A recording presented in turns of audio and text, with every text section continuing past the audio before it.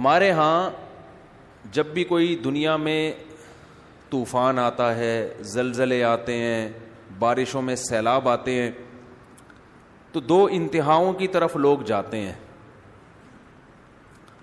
ایک انتہا تو ہے جو لبرلزم لوگ ہیں، لبرلزم کو فالو کرنے والے لوگ، جو لبرل نام نہاد لبرل لوگ، وہ کیا کہتے ہیں بھائی یہ قدرت کا نیچر کا ایک سسٹم ہے، کسی بھی وقت کچھ بھی ہو سکتا ہے، لہذا اس میں اپنے گناہوں سے توبہ کرنا، اللہ کے سامنے گڑ گڑانا، ان تکلفات کی بالکل بھی ضرورت نہیں. چاہے کرونا ہے یا کوئی بھی وبائیں ہیں، اس کا خدا کے عذاب سے کوئی تعلق نہیں ہے.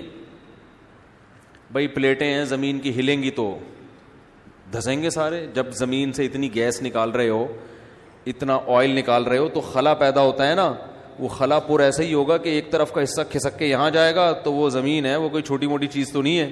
جب ادھر سے کھسک کے گیا تو 2-4 پہاڑ دائیں بائیں ہو گئے. جب 2-4 پہاڑ دائیں بائیں ہوئے تو وہ باقی ایڈجسٹ کرنے کے لیے وہ بھی کھسک جاتے ہیں. تو کھسکتے کھسکتے دہلی سے زلزلہ چلا تھا اور پہنچتا کہاں تک ہے؟ لاہور تک، اور درمیان میں بہت سے لوگوں کو لقمہ اجل بناتا ہوا جاتا ہے. تو وہ کہتے ہیں ایک تو سائنٹیفک حقیقت ہے، اس کا خدا کے عذاب سے اور ثواب سے کیا تعلق ہے بھائی؟ کیا کریں یار، پھر وہی باتیں اب سمجھانا مشکل ہو رہا ہے.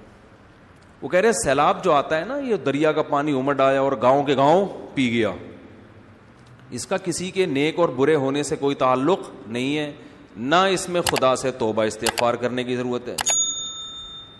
جو نام نہاد لبرل ہے وہ یہی کہتے ہیں اس میں توبہ کی کیا ضرورت ہے. بھائی یہ تو گلیشیئر پگھل گیا تھا، گرمی زیادہ پڑی تھی، تو پگھل جب جائے گا تو ظاہر ہے دریا میں پانی زیادہ آئے گا. جب پانی آئے گا تو ظاہر ہے سائڈوں پہ نکلے گا. جب سائڈوں پہ نکلے گا تو وہ جو بھی سائڈ پہ بیٹھا ہوا ہوگا اس کو بہا کے لے جائے گا. اس سے کیا تعلق کہ اس نے تہجد پڑھ کے بیٹھا ہوا ہے یا گناہ کر کے بیٹھا ہوا ہے؟ اس سے کیا تعلق ہے کہ وہ بدنظری کرتا تھا، سود کھاتا تھا؟ یہ مولوی لوگ تمہیں خم خمیں ڈراتے ہیں، دیکھو وہ گاؤں کے لوگ سود کھاتے تھے، عذاب آیا اور سیلاب پانی بہا کے لے گیا. اس سے کیا تعلق ہے؟ اس لیے توبہ وبہ کرنے کی ضرورت نہیں ہے. یہ بھی ایک انتہا ہے. دوسری انتہا جو بعض مذہبی لوگ کرتے ہیں، وہ انتہا یہ ہے کہ ہر قدرتی آفت کو کسی گناہ کا نتیجہ قرار دیتے ہیں. یہ بھی 100% غلط ہے. نہ قرآن کی یہ تعلیمات ہے، نہ نبی صلی اللہ علیہ وسلم کی یہ تعلیمات ہے. ہمیں پتہ چلتا ہے اسلامی تاریخ سے، قرآن و سنت سے، کہ بہت سے نیک لوگوں پر بھی عذاب آئے ہیں. مدینہ منورہ میں قحط پڑ گیا تھا، لوگ بھوک پیاس سے مرنا شروع ہو گئے تھے.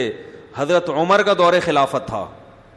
اس سے اچھا دور کائنات میں آ سکتا ہے؟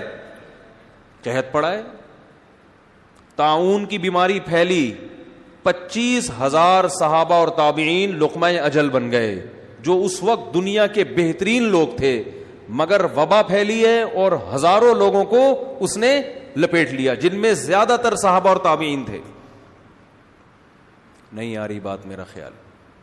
تو یہ کہنا کہ وہاں زلزلہ جو آیا تھا تو اصل میں وہاں اس قسم کے لوگ رہتے تھے اس لیے آیا تھا، تو کوئی بھی جب قدرتی آفت آتی ہے اللہ کی طرف سے، اس کو لازمی کسی گناہ کا نتیجہ قرار دینا، یہ بھی قرآن و سنت کی تعلیم کے خلاف ہے. آفتیں نیک لوگوں پر بھی آتی ہیں اور برے لوگوں پر بھی آتی ہیں. ہم قرآن و سنت میں جب غور کرتے ہیں نا تو ہمیں 2 قسم کی آفتیں ملتی ہیں، اس زمین پہ ہوتی ہیں 2 قسم کی. ایک آفت تو وہ قرآن نے بیان کی ہے جس میں واقعتاً 100% گناہ کا دخل ہوتا ہے، اور وہ اس عذاب کی کوئی سائنٹیفک لاجک نہیں ہوتی، وہ قدرت نے اپنی طرف سے کام کیا ہوتا ہے جس کا کوئی بظاہر سبب موجود نہیں ہوتا. ایسی آفتیں بھی آئی ہیں، جیسے قوم عاد اور قوم سمود پر جو عذاب آیا، قرآن کے ظاہر سے پتہ یہ چلتا ہے کہ اس عذاب کی کوئی ریزن، یعنی کوئی ریزن کا مطلب کوئی سائنٹیفک لاجک نہیں تھی اس کی. جب اس قوم کی نافرمانی حد سے بڑی ہے، اللہ کو غضب آیا، اللہ نے آسمان سے بادل بھیجے، قوم کہنے لگی ھذا عارض ممطرنا، یہ تو گہرے بادل ہیں، ہمیشہ سے آتے ہیں، بارشیں برسیں گی. ان کے پیغمبر نے کہا بل ہوا مستعجلتم بہ، اس سے بارش نہیں برسے گی. اس دفعہ اس بادل سے کیا برسے گا؟ پتھر برسیں گے. اللہ ہم سب کو پناہ میں رکھے. اور ایسے پتھر برسیں گے تدمر کل شیء بامر ربها، ہر چیز کو اللہ کے حکم سے یہ پتھر توڑ ڈالیں گے. اور ایسی ہوائیں اللہ نے بھیجی کہ 7 دن 8 راتیں. سخرہا علیہم 7 لیال و 8 ایام، 7 راتیں اور 8 دن. ایسی ہوا چلے گی کہ جو تمہیں اٹھا کے پٹخ دے گی. اور اللہ فرماتے ہیں کہ انہم اعجاز نخل خاویہ، جیسے کھجوروں کے درخت الٹے پڑے ہوئے ہوتے ہیں نا، ایک ہفتہ طوفان میں جب تھما 1 ہفتے کے بعد تو وہ لوگ ایسے پٹکے ہوئے پڑے ہوئے تھے، مرے ہوئے، جیسے کھجور کے تنے پڑے ہوئے ہوتے ہیں. لمبے قد کے لوگ تھے. نوح علیہ السلام کی قوم پر جو عذاب آیا، عذاب کے کوئی آثار نہیں تھے. ان کے جو محکمہ موسمیات اس دور کے تھے وہ جو آثار دیکھ کے بتاتے تھے، ظاہر ہے یہ تو ہر دور میں کچھ لوگ علامتیں دیکھ کے بتاتے ہیں نا، تو وہ کہہ رہے تھے کہ کوئی بارش کی رپورٹ، بولتے کیوں نہیں بھائی، نہیں ہے. تبھی وہ حضرت نوح علیہ السلام کا مذاق اڑاتے تھے. حضرت نوح علیہ السلام جب کشتی تیار کر رہے تھے اللہ کے حکم سے، تو قرآن کہتا ہے کلما مر علیہ ملأ من قومہ سخروا منہ، جب بھی لوگ گزرتے مذاق اڑاتے. اس لیے کہ اس دور کے جو ماہرین تھے، جو بھی موسم کو دیکھ کے اندازہ لگاتے تھے کہ بھئی نہ یہ ایسا مہینہ ہے کہ جس میں بارشیں ہوتی ہیں، نہ دور دور تک ہمیں بارش کی کوئی آثار نظر آ رہے ہیں، تو اچانک اتنی بارش کہ آپ کشتی میں تیرنا شروع کر دیں، ایسی بارش تو ہم نے کبھی زندگی میں دیکھی نہیں ہے. تو وہ فل مذاق اڑا رہے تھے ان کا. سخروا منہ، قرآن کہتا ہے ہمیشہ جب بھی گزرتے مذاق اڑاتے کہ معاذ اللہ ان بے وقوفوں کو دیکھو کہ نہ بارش کا سیزن ہے، نہ بارش کے دور دور کوئی آثار ہیں.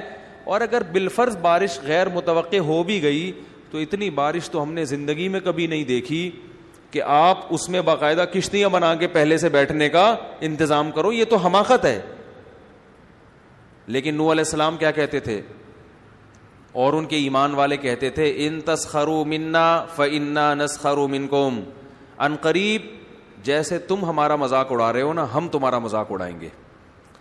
کیوں مذاق؟ اس بات کا کہ جو خدا اسباب کے ذریعے بارشیں پیدا کر سکتا ہے، وہ کسی قوم کو عذاب دینے کے لیے بغیر سبب کے بھی عذاب میں مبتلا کر سکتا ہے. جس کی یہ طاقت اور قدرت تم نے دیکھی ہے، جو سمندروں سے پانی اڑا کے آسمان پہ لے جا کے برسا سکتا ہے. اس میں ایک چکر، ایک سائیکل چل رہا ہے، تو وہ سائیکل کا محتاج نہیں ہے، وہ ویسے بھی اٹھا کے برسا سکتا ہے. جس نے آدم اور حوا کو بغیر باپ اور ماں کے پیدا کر دیا، تو اب آپ یہ دیکھو کہ بغیر ماں باپ کے بچہ پیدا ہو ہی نہیں سکتا. تو آپ کہو کہ بھئی اب ناممکن ہے، تو اللہ کے لیے ناممکن تھوڑی ہے. اللہ نے تو آدم اور حوا کو بغیر باپ اور بغیر ماں کے پیدا کر کے دکھایا اللہ نے، تو اس اللہ کے لیے تھوڑی مشکل ہے. تو مذاق تو ہم تمہارا اڑائیں گے کہ تمہیں اس خدا کی باتوں پہ یقین نہیں آ رہا. تو یہ وہ عذاب تھا جو اس دور کے سائنسدان، کیا اس دور کے سائنسدان بھی اس کی لاجک تلاش نہیں کر سکتے. دنیا میں ایسے بہت دفعہ ہوا ہے.